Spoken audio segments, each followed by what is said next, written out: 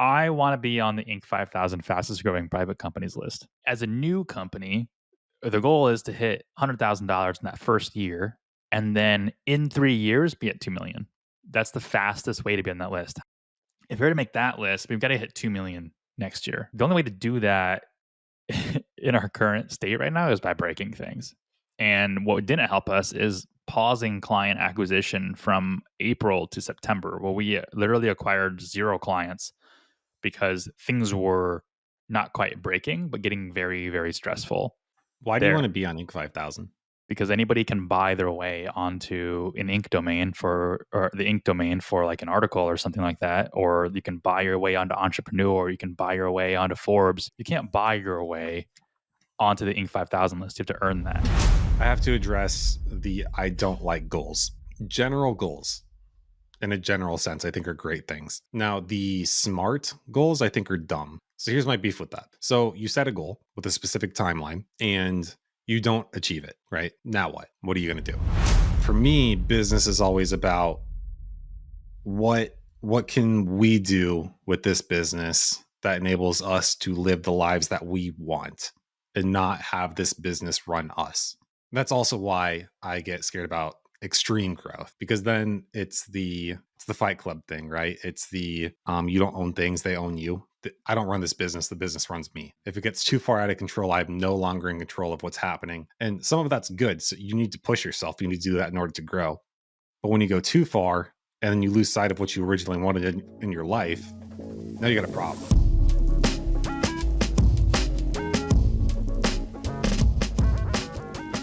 Topic of this episode actually came from a listener, and if you comment on the website episodes, which you probably don't because only a few people do, but every now and then you'll see a listener comment named AJ. His name was Alex, but Alex had asked me a question on Facebook, actually, in a Facebook message about what our goals are in our agency. Like, not just like what our overall goal is, but like what a lot of basically what we strive for in just operations and success in multiple facets. And you might see this a lot more in like bigger agencies or bigger companies where like they might have a client churn goal or retention goal, or, Q1, Q2 quarterly revenue goal, or whatever, sales goals. And I hadn't really thought about it a whole lot because, frankly, we really don't have a lot of goals. And a lot of that's due to our size. But mostly it's due to Cody.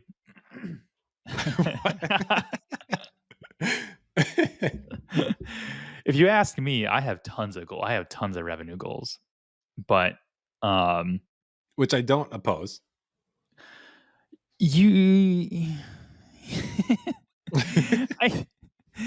I think what you oppose are the timelines.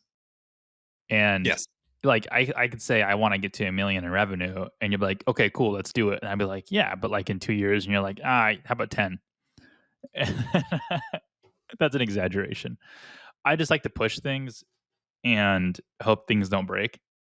And Cody is just very overly cautious about things possibly breaking. Yep. So, it froze up for a second. No, I'm good. Okay. Well, I wrote down notes of my goals, but I figured you would talk more first years. I can talk more. I just don't want to blow through this whole podcast in 10 minutes. Oh, we're already at 10 minutes, but and then it'd be done. I'll keep going, but I'll tell you my goals. Okay, so these are my goals. I want to be on the Inc. 5000 fastest growing private companies list.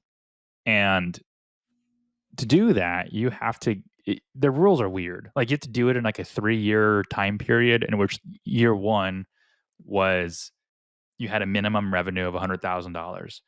And then at the end of that time period, you have to have at least 2 million in revenue.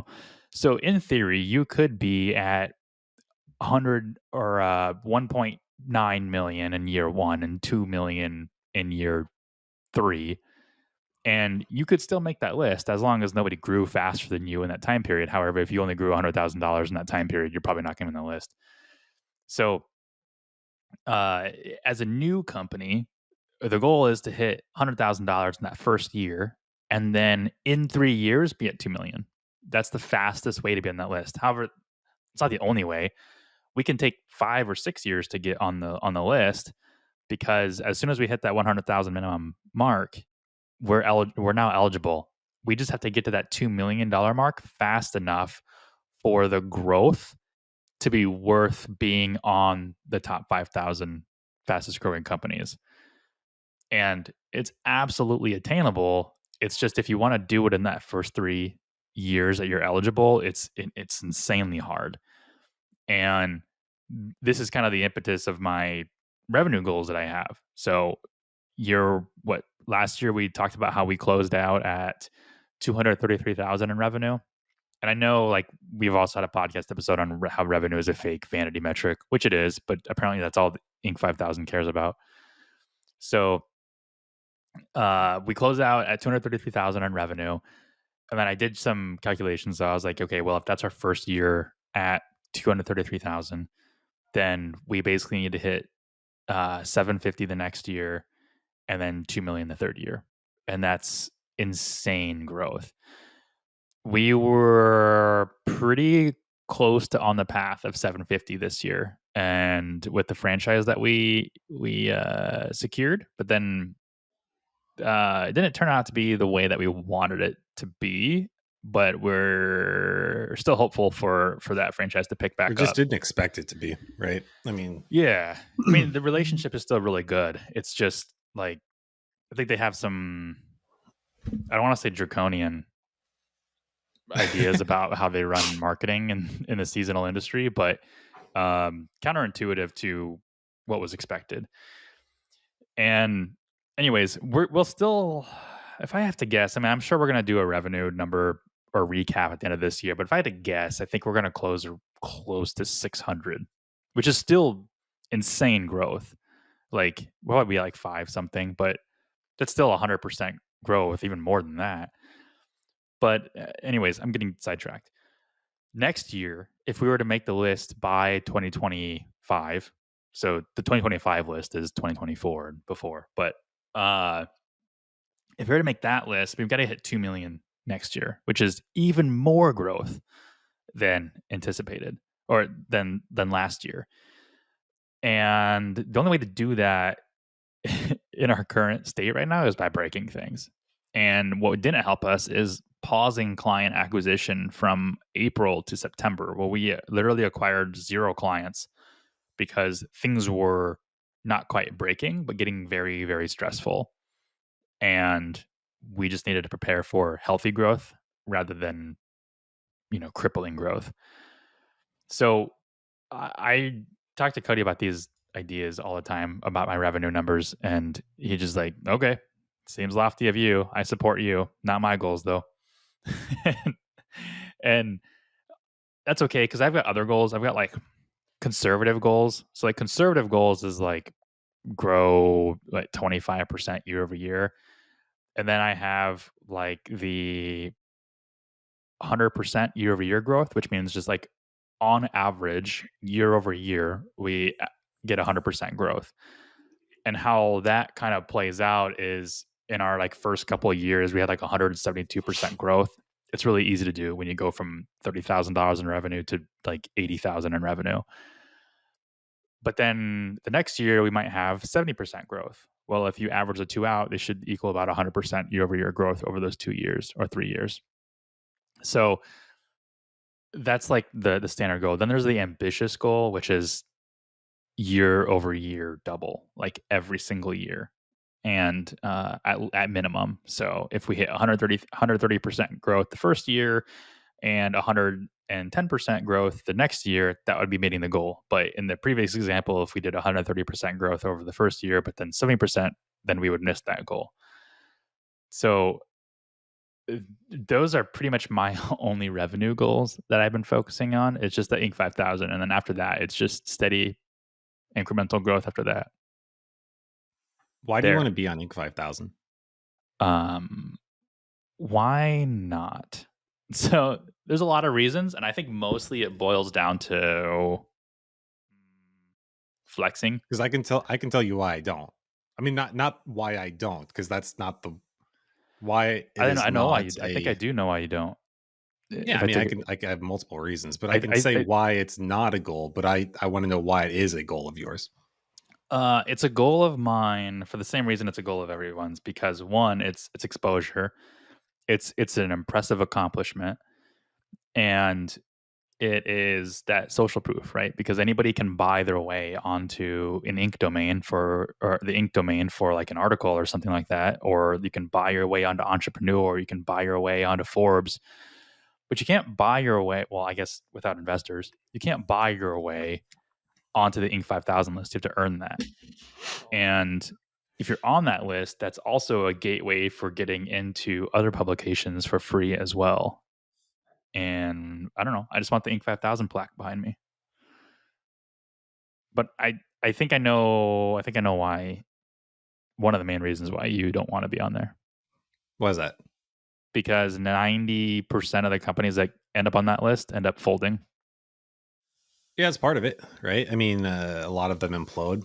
Um, it goes with the rest of it. One, I've been a part of a Inc. 5000 company that by the time I left was still a good company, right? But the difference being that you, as a company, you go through an insane amount of change very quickly, and not everybody is in the same mental place or wants to be on that same ride or has a say or any influence or pull in what happens there.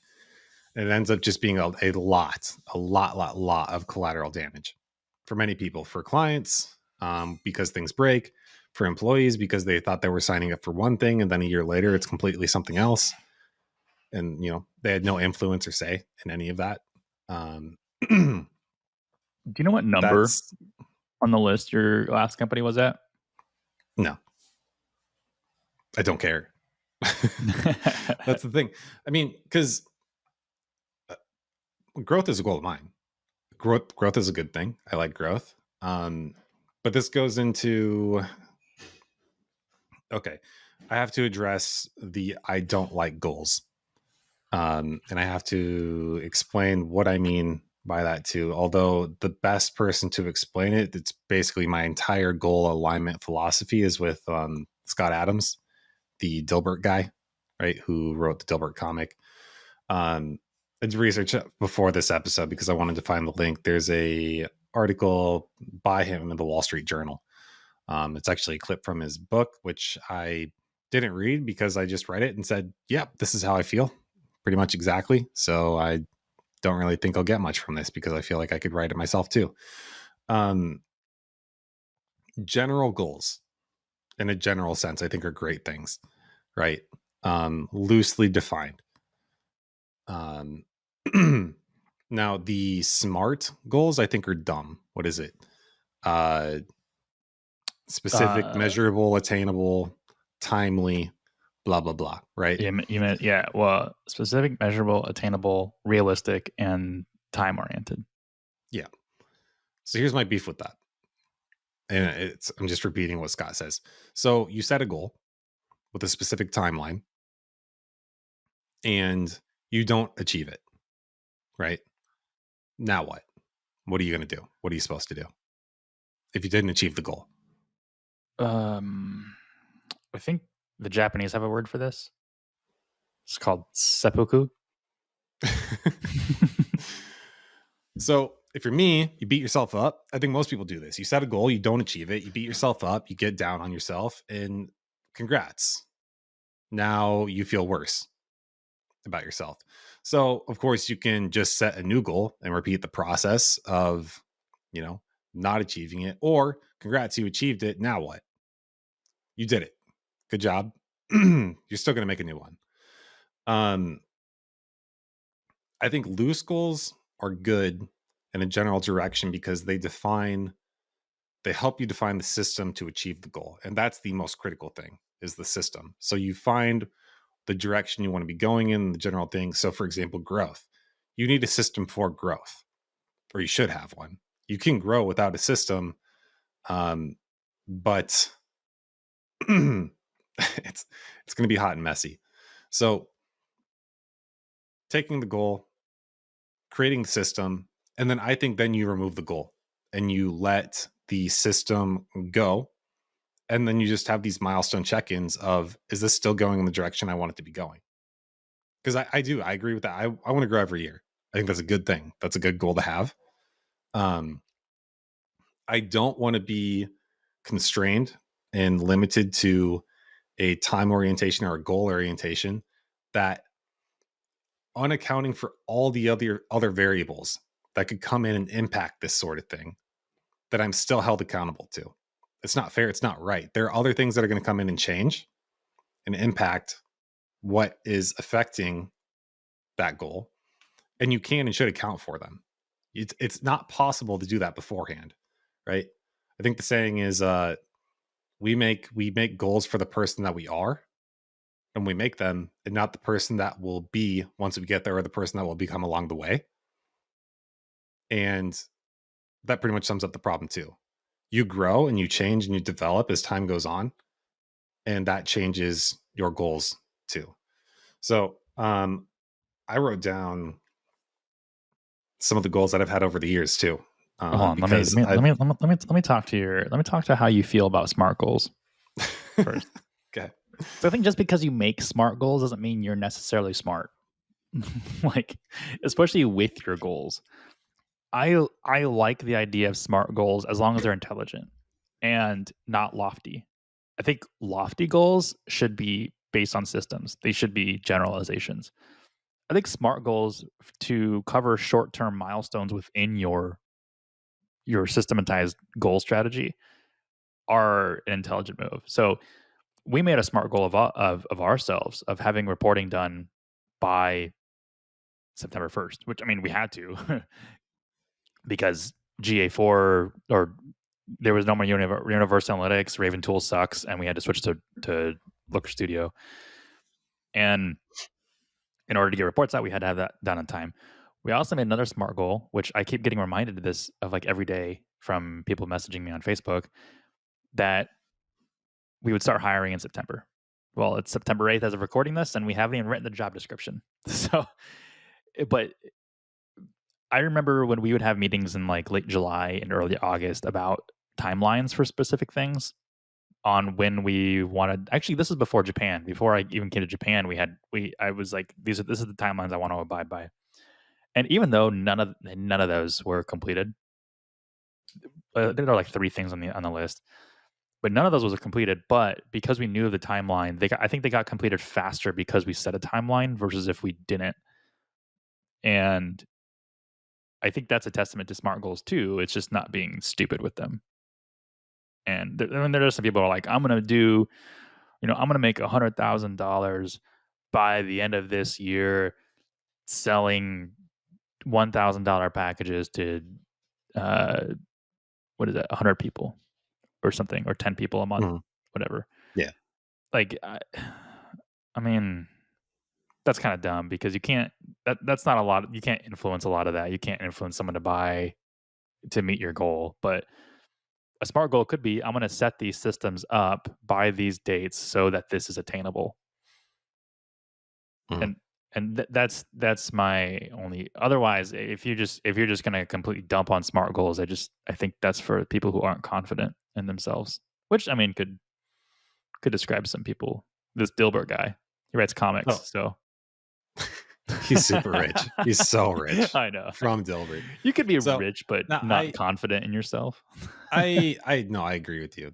There's always this middle ground. It's just not as exciting or as fun or interesting to come in with that sort of take of, oh, let me speak about this in a reasonable, moderate way. It's much spicier to just say, I hate goals. Let me tell you about it.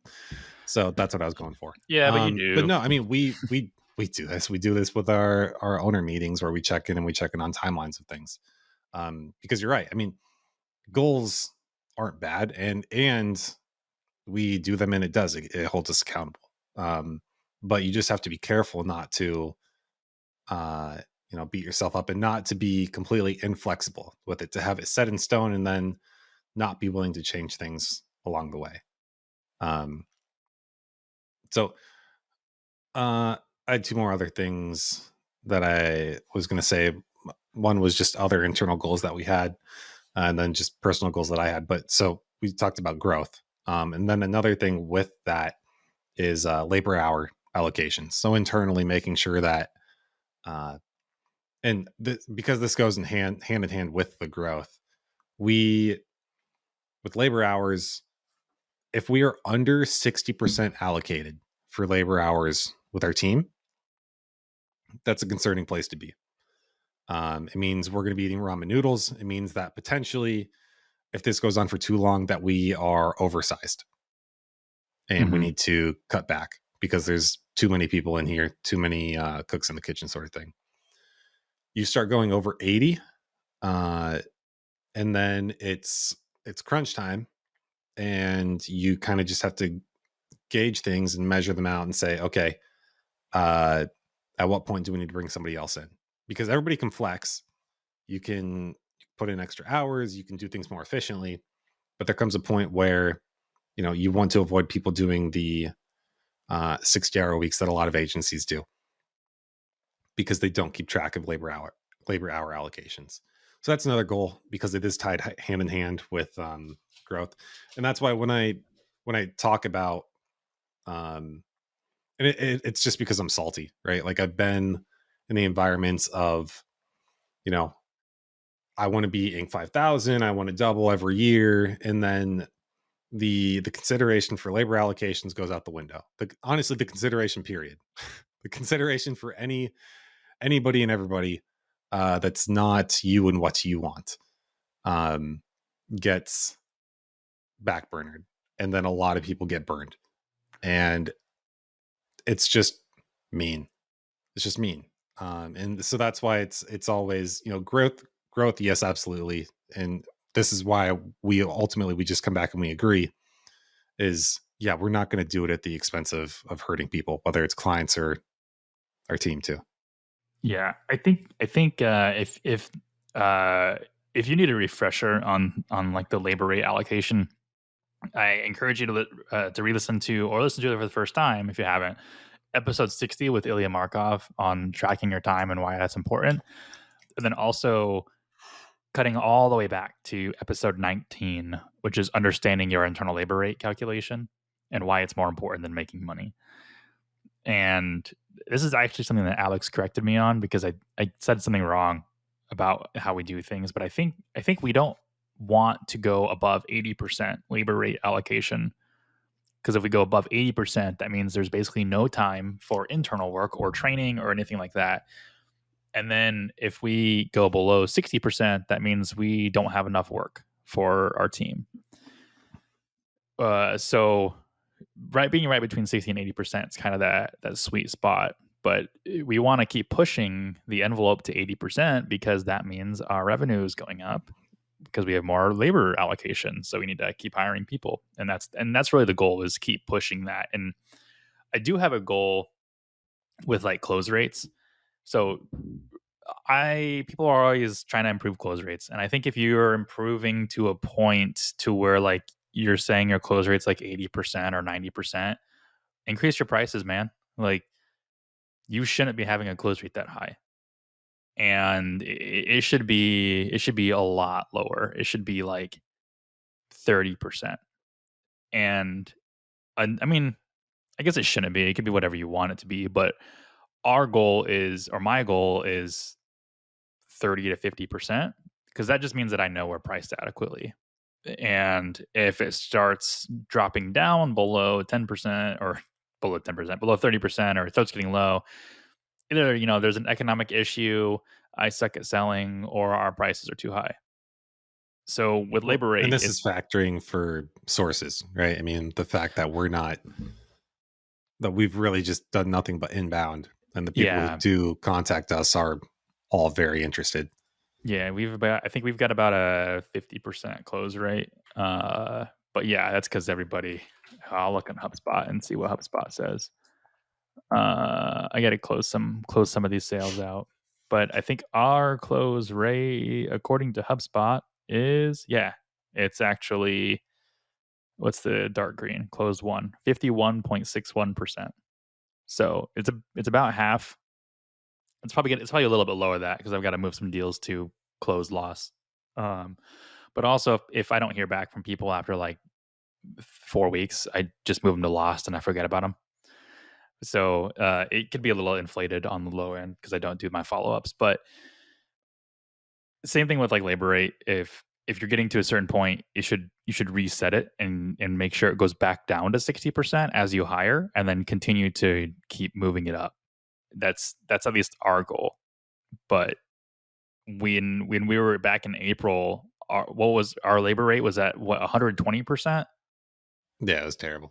So That that's was like awful. I mean, it was truly, I did not want to be alive. It was like wait, how is that different than like any other day except for today? I oh, can't. yeah. We can't say what today is. Cody, you won't allow that. It's a special day. But The I forgot what I was going with this. But yeah, I mean that's really our only goal. I think when Alex brought this to me, he has other partners, and his other partners are very analytical, and so there's a lot of different goals that they have, and I can't even remember what they all are. But you usually find this in bigger agencies or bigger companies where each department has its own specific goal or KPI. And so, like, I work with a lot of enterprise marketing teams or a lot of enterprise companies' marketing teams, and their marketing department, like their email department, literally just an email department, like their only goal that they really care about is improving open rates and deliverability. Where the SEO team is improving rank. But when none of those goals actually align, which is to get more leads and sales for the company, then all they are doing is just vanity metrics. If you've got a PPC team and their only goal is to lower cost per acquisition, well, they're going to be bidding on their own brand name because that's the department's goal. And everyone's going to do something in their role to make them look better and to keep job security. But if the goals aren't aligned to actually the actual objective of the company, which is grow or increase sales, then that's when these individual goals and these for these individual departments and things just really don't matter, and they work against the business rather than for the business. yeah, I think something that people who haven't worked for themselves yet or had a partner don't realize is that it's very easy externally to come in and critique any any part of a business that you're not deeply involved in, and not realize that the rules are very different when you're in charge of yourself and you're running the business yourself, or with partners too, I mean, but versus being an employee, because being an employee you have to be right the overwhelming majority of the time, over 90%. And if you mess up, and when you mess up, it's a big problem. When you run a business, all you technically have to do is make money. And to do that, all you need to do is be right more than you're wrong.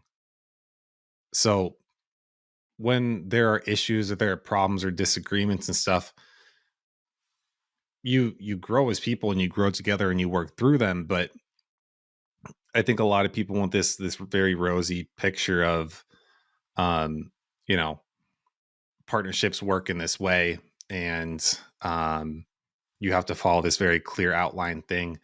And one, that's not how we do it. But I think one of the most beneficial things that we got early on was our lawyer telling us to make sure that you keep meeting up in person, to stay in line and aligned with each other in your interpersonal lives too. Um, because when you look at the big mergers, acquisitions, founder problems, they're not business issues, they're interpersonal ones. So I think a lot of these things, with goals and stuff, you work together, you improve, you and grow on them. But something that I've always been very honest with you about too, just from the very early days, was like, for me, business is always about what what can we do with this business that enables us to live the lives that we want and not have this business run us? That's also why I get scared about extreme growth, because then it's the fight club thing, right? It's the you don't own things, they own you. I don't run this business, the business runs me. If it gets too far out of control, I'm no longer in control of what's happening. And some of that's good. So you need to push yourself. You need to do that in order to grow. But when you go too far and then you lose sight of what you originally wanted in your life, now you got a problem. So that's what I wrote down. My goals over the years, like the very first one, more than anything, was very simple. And it was just, I want to make extra money and pay off my student loans. Right. That was a bad time. I'm not going back to that. I don't want to go back to that. And that was great. And then once that was over, it was okay. Let's work towards getting out of the day job. That'd be cool. Um, and which ties into the next one is a reason I wanted to do that is because I wanted to do personal things such as learning Japanese, which I've been able to do because this business has enabled that. Um, so that's always been a big thing for me is just uh, enabling the or using the business to enable the pursuit of personal goals, and not just mine, Jake's too. What Jake wants to do, I hope that he's doing because that's why we're doing this. So using the business as a vehicle for what we want in our personal lives, and because that changes over time, regularly meeting up to discuss and talk about that, I think is critical. And it's not the all right, we're going to meet up and talk business because we do that too. We talk about business when we meet up, but it's also what's going on. What are your priorities right now? What's happening in your life? And where is the direction that you're generally going and moving in? My Because we've, go ahead. I was just saying my personal goal is just have more time for me, and do the things that I want to do when I want to do and not have to worry about money. But ultimately, I feel like I'm a business bro. Like it doesn't matter what's happening. I'm gonna be doing something business, whether So like just the pursuit of more business already runs my life, and it's why I want to start other businesses already. So I did like your point about how when you were like, make sure that you run the business and the business doesn't run you. As you were saying that, I was getting like that, like the spiral effect, and I was like reflecting on my entire life. And I was like, it's so funny because I see so many people are like, I want to start this business so I can, you know, cruise around in my Lamborghini and, have a yacht, things like that. And unless you're like scamming people and making money super easy, hand over fist, doing literally nothing and providing no value, there's going to be a lot of work that you put into your business. And there's going to be a lot of issues that you deal with. Their client issues, their growth issues, their hiring issues, payroll, it's, um, legal issues. And in the pursuit of that lifestyle, you will change as a person. And usually, if you're successful, like when Cody was saying, all you got to do is make more right decisions than wrong decisions. As long as you keep making those right decisions to grow your business, you're gonna become a business bro. And like you're just going to become the person that is really focused on growth, making sure like everything is good. You almost become like a pilot who is just like checking all the gauges all the time and just like making sure that everything is working. Like the first thing you do when you wake up is you check your email. And like the first thing I used to do when I woke up is just scroll through Facebook. But now like I open the Gmail app and I look, I'm like, any annoying customer emails today, and just making sure everything's all greenlit. And eventually like that starts to take over your personal life and you start to, the business starts running you. I think it was funny because I was talking with my brother-in-law, my sister's husband, and I said in one of our podcasts, I said there's very little that money can't solve. There's very little problems in the world that money can't solve. And he challenged me on it, and he was saying that, well, like one of my things was like, well, if you want more time with your family, money can solve that because you still have to pay your bills. And the whole reason why we go to work is to pay the bills. And he's like, well, the problem is if you have the money to do literally nothing and to, uh, no work, I mean, in the pursuit of that, people keep trying to attain more and more and more. I'm like, right. So that's actually greed then and not money. And a side effect of getting money is becoming greedy. And that's just kind of human nature. So it kind of turned into this whole thing like, don't forget why you originally got into this and what those goals are, because ultimately once you surpass those, the next goal that you have just becomes get more money for the next thing. And that's a vicious cycle. I wonder if we're gonna confuse people because I think we're like, I think we're good now. I think at first people are gonna be like, "How do these guys work together?" But that's also the point too. Is you have two people like this. You have, and I've seen it in every successful partnership that I've seen. Is there's somebody who's on the gas and somebody who's on the brakes, and yeah, repeatedly. That's how I've seen it, and it works really well for them. And you're like, how? And it's like that. That's how When we they do talked it. with It's when we talked with Mike Beggs, I did it again. Mike Beggs. he's listening. He's like, I know. those guys. In episode 66, where his partner, his asbestos partner, as I call him in the episode, he's always on the brakes. Where it was Mike's always like, "Let's go, let's next best thing." So yeah, every successful partnership has someone like that. I remember I was talking to Alex, and I was like, "Which one of us do you think is more goal oriented, numbers wise?" And he said you. He was wrong, Yeah, he's wrong idiot. for sure. Yeah, I don't know. It's like you said, people change over time too. Um, Things were very different when I was super broke.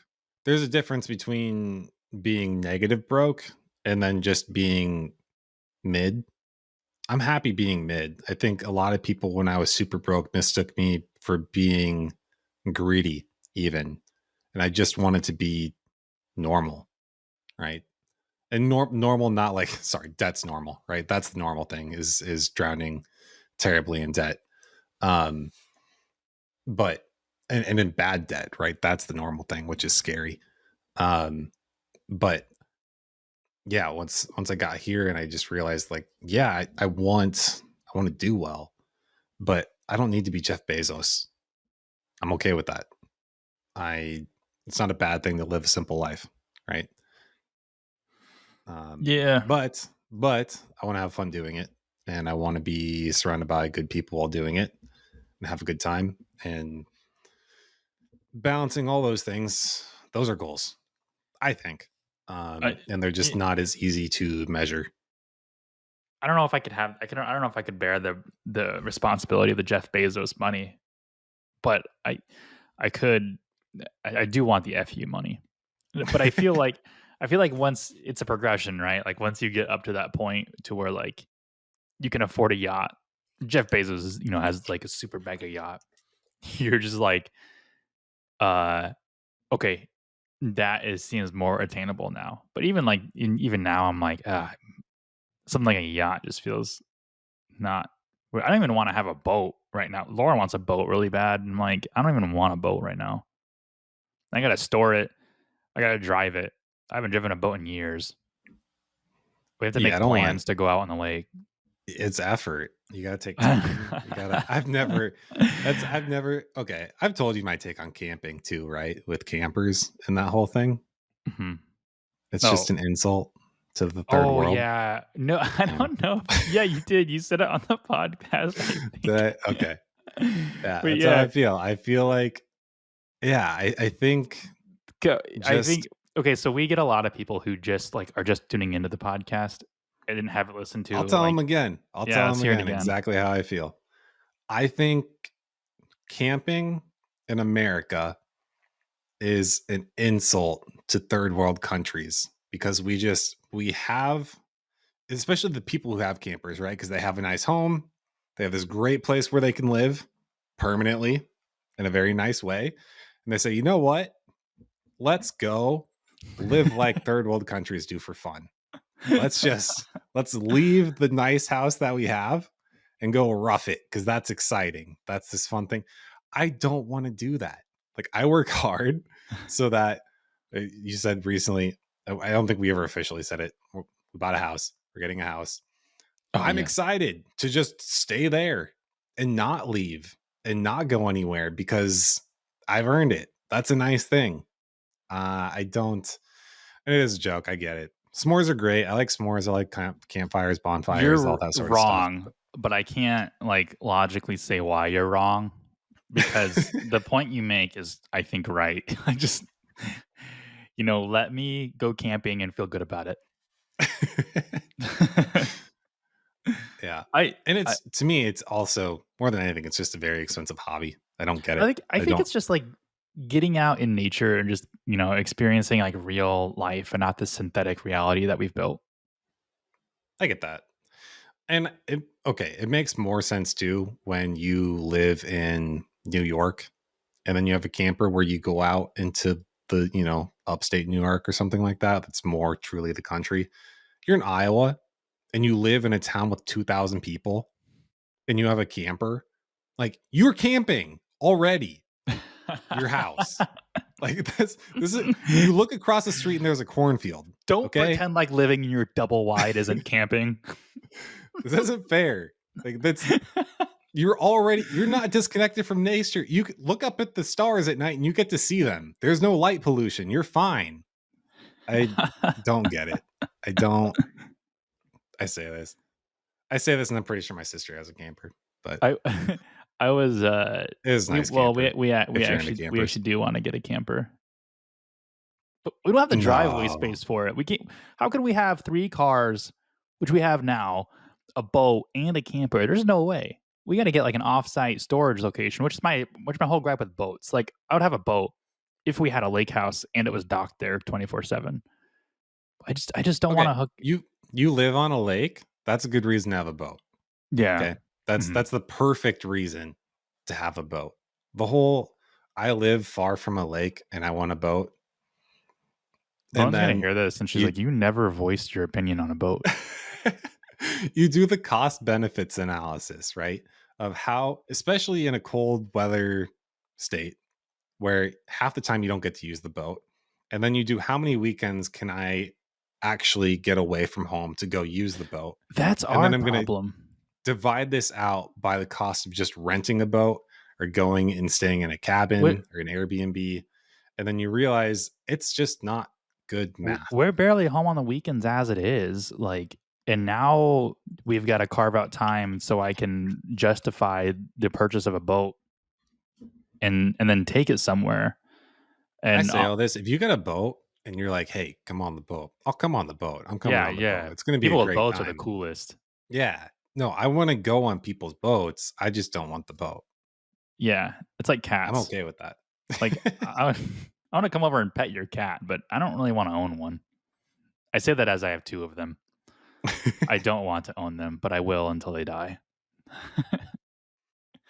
I had something else with the whole camping thing, and I can't remember Lauren and I were driving. I think we were driving through Des Moines, Iowa, Mhm. and if you're not familiar with Des Moines, Des Moines is the capital of Iowa, and it's the metropolitan area, and it has what, like 2 tall buildings, and they're Yeah. featured in the silhouette on the license plate, but and it's probably got I think it's got a metro area of what, like 500,000 people, half a million. I don't even know Des now. Moines metro population 699, so Okay. 700,000. That's the whole It's metro. Iowa's Of, city if we count as having yeah, a city. I mean, it is, right? I mean, it's all contextual though. I mean, if you're used to Kansas City, it doesn't qualify as a city really. the Minneapolis metro is 3.7 million. Yeah. So yeah, 7 times larger. But we were driving through Des Moines and we saw this. I think it was an SUV, and I think the license plate said City Girl, and it said Polk County, which is in Des Moines. And I was like, "There's there's no way you consider yourself a city girl if you live in Des Moines." Like, where are you from? Rhinebeck? Yeah, no, that's exactly what it is. Because that's what people do, right? If you're from Iowa and you want to move to the city, but you're scared to do the real city, like the big one, then you go to Des Moines. Unless you're weird, then you go to Iowa City. But uh it's Yeah. mostly just the weirdos here. So I was in Kansas City before Minneapolis, and Kansas City has a metro of 2.4 million. So, like, Des Moines is small. Mhm. I Iowa, will just in general. I will say that the Des Moines metro has more people in it than the entire state of Alaska. Actually, not quite. Alaska has 7 million, so or 700,000. So it's close. I was kind of weird too because you cut it in half and then you go to the left side and there's nothing there. You go on the right side and you're like, okay, this is kind of like Illinois, kind of like Indiana. You go to the What, left side and you're like, whoa, Montana, what just happened? Iowa? Yeah. Oh yeah, there's nothing on the left side of Iowa. I People are always like, "Oh yeah, I have a friend who grew up in Iowa." Where, the left or the right? And they're like, the the west side. I'm like, I don't know any towns over there. In fact, are there towns over there? Is it just You're country? like Omaha? Like, is that what Yeah, you mean? I lived in Like, Iowa for like 25 years, and I don't know anything west of Des Moines. I know no. Sioux City.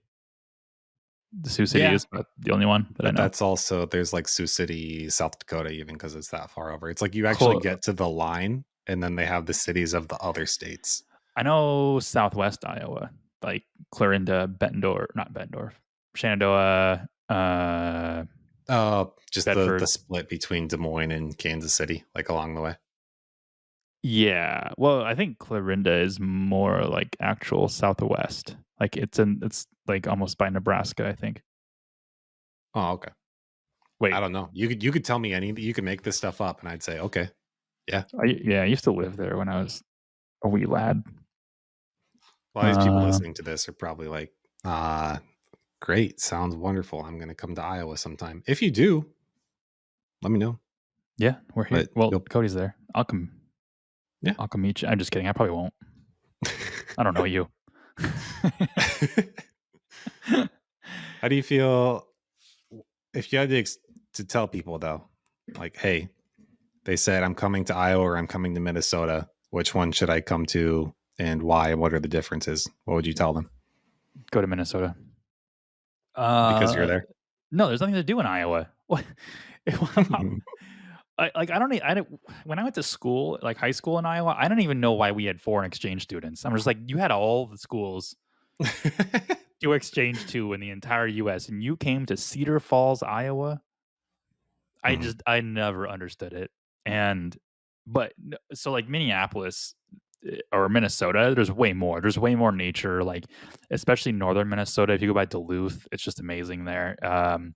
If you go just, I mean, again, Minnesota is the land of 10,000 lakes, so there's a lake in a stone's throw distance wherever you go. Yeah, there really is. And nature's amazing. If you're in like the metro area in like Minneapolis, St. Paul, then there's so much to do. There's music. There's more music. There's a lot of food. Can you tell I don't do a lot? What There is a lot to do. I swear, people tell me all the time. Where in like if you go to Iowa, the only thing you can do is like drink Bush Light and Look at you the know corn. have a bonfire, which I guess Yeah. is fun, but you can do that in Minnesota too. Yeah, especially eastern Minnesota, like where it meets Wisconsin. There's some amazing hiking in that area. So yeah, I'd say Iowa's a good place to raise a family. But if you're coming to Iowa, your chances are you're not raising a family. You're driving through, or you're flying over it. hmm All of our Iowa listeners are like, I "Oh, like, screw I'm you." here and I like it and I'm just agreeing. I'm like, yeah, that all makes sense. If Understood. you grew up in Iowa, Iowa's a great place. But I think I have a hard time wanting people to come to Iowa because I'm like, I don't know how to entertain you here. There's not much to, we just eat lots of food, right? Because last weekend, we were entertaining the Japanese student who was here. And it was mostly just, hey, let's go eat lots of fun food. But other than that, not. Yeah, there's not like there's more fun food attractions here. and more lakes. And In more if lakes, you like yeah. corn, let me tell you, come here. You've never seen so much corn in your life. And soybeans. Did you Mhm. know Iowa's not? We're getting off topic. Did you know Iowa's not even the corn state? What? Yeah, it's Nebraska. Nebraska is like the official corn state. That doesn't feel right, but okay. Uh, I mean, like, I'm not disagreeing. I believe you. It's just that isn't well, like a large chunk of you like the Badlands too? dude, And I'm wrong. oh, really? I Yeah, was ready to at accept it. at some point, I feel like Nebraska was a leading corn producer. It's Iowa.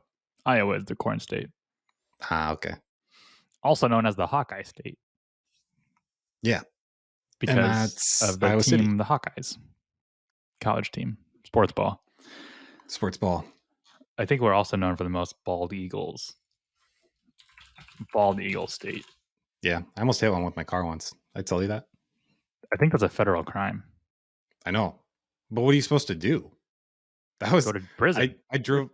Well, I know, but I drove by going like 60 miles an hour and just think it's like a deer, right? I mean, this thing's so huge. What I can't do anything to not hit it. I think. Yeah. Well, one, I think your car would be totaled Mhm. because those things wingspans are like 6 feet. Oh, it is a deer. I'm not joking. When Yeah. people like, you know, they're massive. And if you did hit one, it would be not like a full size deer, but like a doe or a mid baby thing, toddler deer. Oh, wow. Yeah, it's about that size. You know what's crazy is in Alaska, like in Anchorage, they have like moose crossing signs all the time, and you got to watch out for those things. You hit a moose, and your car and you will be dead. You're totaled. Yeah, no, and the moose will be fine. Moose usually walk away, and so like they don't warn about like hurting the moose population or like there's been X amount of deaths this year by moose, and you're just like, geez, why do they kill people? Like, no, they hit them with their cars, and then the people die. And you're just like, oh, That explains watch things. out for those. Nice. Well, all right. Well, that's all we had. So we were done a long time ago. We just started We talking were. about Iowa. Yeah, hopefully it's entertaining at least. Yeah. All right, everybody. Thanks for listening. We'll chat next time. See ya.